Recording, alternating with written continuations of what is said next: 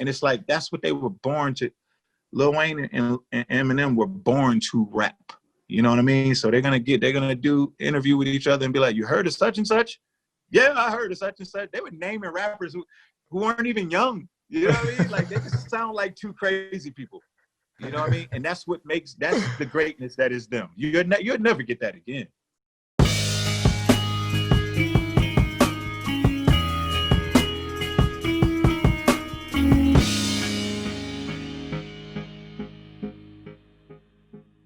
Now I might put you a little on the spot. Like, I'm going to do a versus. So I'm going to name two rappers and I'm going to go gradually through history of hip hop, and you name, and if it's both, it's both. So are you Rakim or KRS? Both. But if I had to choose one over the other, I would reluctantly choose Rakim. Why? Okay, reluctantly, because, okay. Cool G Rap or Big Daddy Kane? Both. Both? Okay. But if I had to choose one, would reluctantly choose Cool G Rap. So who do you think had the best verse on Symphony between the two? Was it Cool G Rap or Big Daddy Kane? Big Daddy Kane. Okay. The next one, actually, I think I know the answer. Biggie or Pac? Yeah, I take Pac hands down with that one, because I just don't think Pac can be compared to anybody. Agree. I think 100%. I think people compare Biggie and Pac just because they both are deceased greats.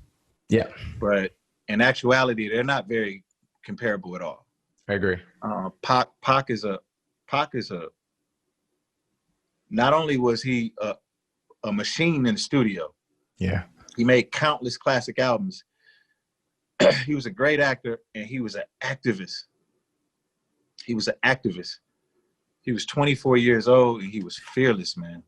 Every time I see how old he was, it's crazy. He was in touch with his soul, his intellect, his level of consciousness was on. It was beyond elevated. You know what I'm saying? Like, you can't compare that man to any rapper. You know, but Biggie. I mean, Biggie shit is one of the best. He's got to be top 5. You know, he gave you 2 albums. He gave you 2 classics. But Biggie's music spoke for him. He didn't need to speak.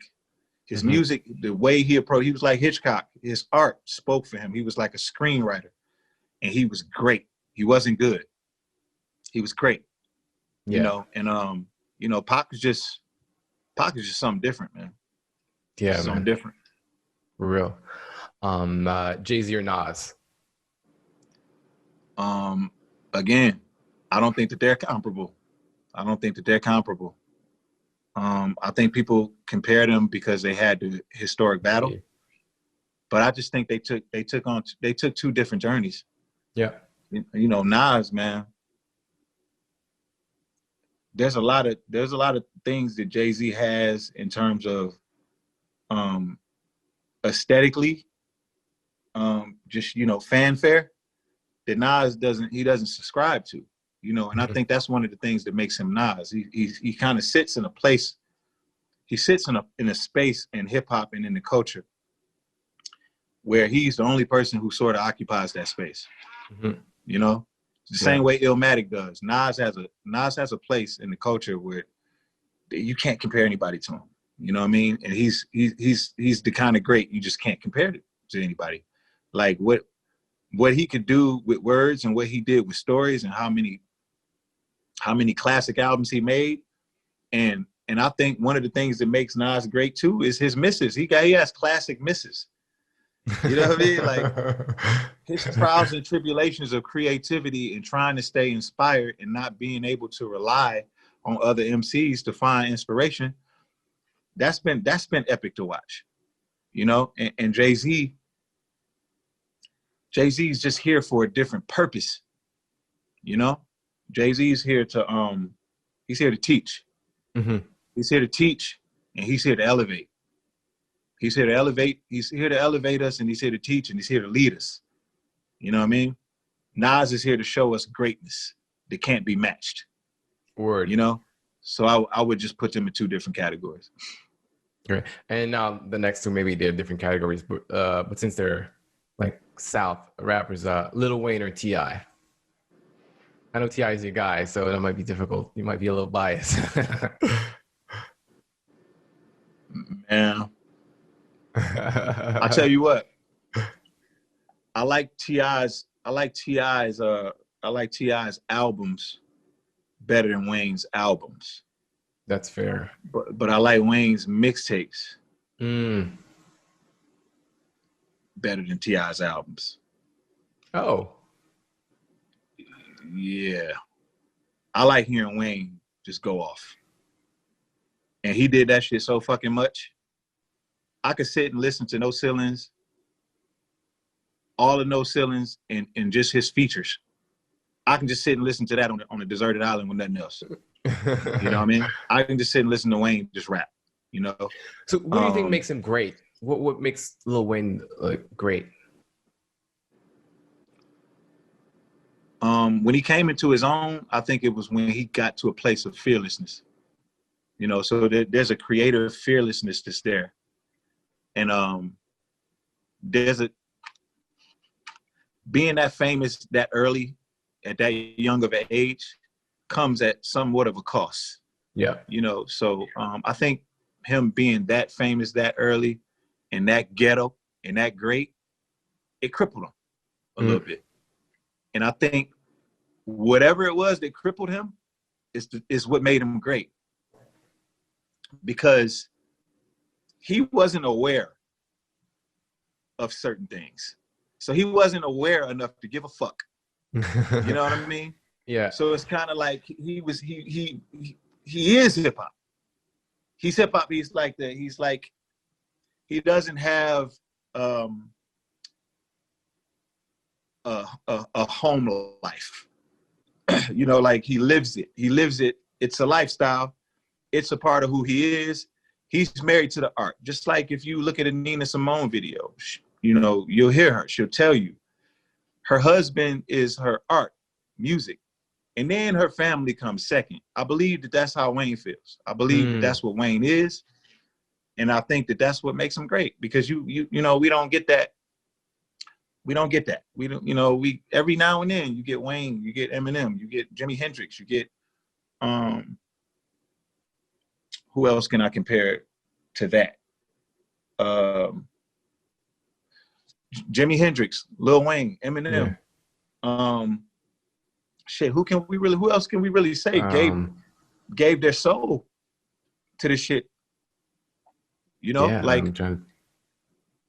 Lil Wayne and Eminem, Lil Wayne and Eminem, yo, that's greatness on another level, brother. Like when you listen to that interview that they did when Lil Wayne interviewed him on his podcast, they sound like two crazy people, because it's like they're fish out of water when if they can't be rap great, they fish out of water. They don't know what to be.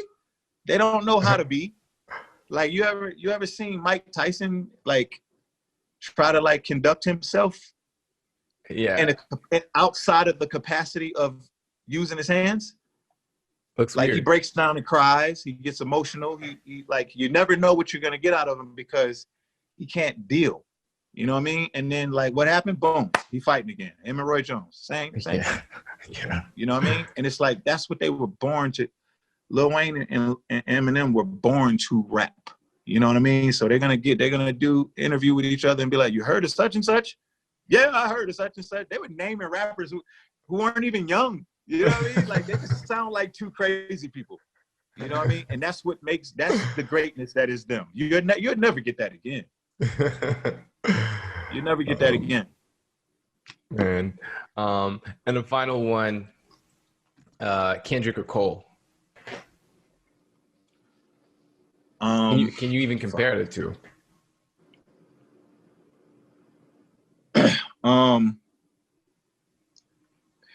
Not really. They two different kind of monsters, man. Yeah. Two different kind of monsters. Cole is like Jay-Z. Cole is like Jay-Z, bro. What sense? He's just a cold motherfucker. He's just cold, man. You know, like he's not, you're not putting him in a box. You're not putting him in any sort of box. You're not telling him what his limits are. He's not pursuing one goal, waiting to pursue the next goal. He's conquering all at simultaneous. He has no problem taking on any task. You know what I mean? The bigger the job, the better. He rolls up his sleeves. He's a blue collar God tier lyricist. You know what I'm saying? And he's a boss. You know what I mean? And he carries himself like he knows that he needs to be socially responsible. He carries himself like he already knows that he's ordained to be what he is. And I think him and Kendrick, that's the only thing that they really have that they share that's in common, is the fact that they both carry themselves in a way where you can tell that they know that they're special and they can't just be out here saying anything and doing anything. Everything that they do is with a purpose. Everything matters. Everything matters. So Cole is going to come. It's going to be planned out. The thing about Kendrick that separates him from everybody, not just Cole, is the amount of effort that he puts into his art. Yeah. He puts the amount of effort into his art and the kind of effort into his art where he forsakes all. I'm the same way. You know what I mean? Like, I have artists that I'm dealing with. I have artists that I'm mentoring. When I'm working on albums, I'm not even an executive a little bit. You know what I mean? Yeah. When I'm working on albums, I'm a rapper. That's it. I'm not a husband. I'm not a friend. That's Kendrick Lamar. And that's why each time, if it's not a classic, it's something that doesn't fall short of that. Too short of that. Yeah. And, you know, he's aiming for a missile every time. You know, Cole will go in there and go, all right, we're going to use these 9 because I want to have it out by the 17th because I got my rollout together. Cole is like he's a wizard in that way. Kendrick, it's like Dre. It's not, you won't hear it until it's done. You know what I mean? Yeah. That's a very good comparison. Yo, what's good? I hope you've enjoyed this video. I'll be releasing more clips of my interview with Royce the 5'9", so make sure you subscribe to my channel and hit the bell to get notified for new clips. But in the meantime, if you're new to my channel, I do lyrical breakdown of rap songs, mostly Eminem, but other artists as well, so please check out my other videos. Thanks, it's been real.